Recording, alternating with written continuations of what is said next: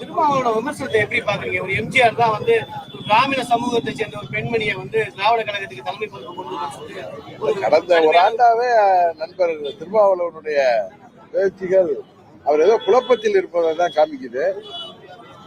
அம்மா என்பவர்கள் ஜாதி மதத்திற்கெல்லாம் அப்பாற்பட்ட ஒரு மாபெரும் தலைவர், புரட்சி தலைவரும் அவரும் என்றென்றைக்கும் மறைந்தாலும் மக்கள் மத்தியிலே என்றென்றைக்கும் நினைக்கப்படுபவர்கள். ஏன்னா அவர்கள் ஆட்சியில பல்வேறு நலத்திட்டங்கள் ஏழை எளிய ஒடுக்கப்பட்ட மக்களுக்காகவும் அனைத்து தரப்பு மக்களுக்காகவும் நிறைவேற்றி தந்திருக்கிறார்கள். பல சரித்திர சாதனைகளை செய்தவர்கள். அவர்களை பற்றி திருமாவளவன் அப்படி பேசி இருக்க கூடாது. ஆனால் அவரே நான் பேசியது தவறாக புரிந்து கொள்ளப்பட்டு விட்டது என்றிருக்கிறார். புரிந்து கொள்ளப்படவில்லை, அவர் ஏதோ தவறாக பேசிவிட்டு அப்புறம் தன்னை திருத்தி இருக்கிறார் தான் நினைக்கிறேன்.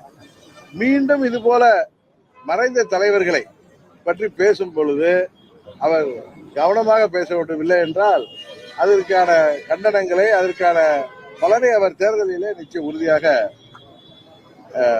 அவருக்கு கிடைக்கும்.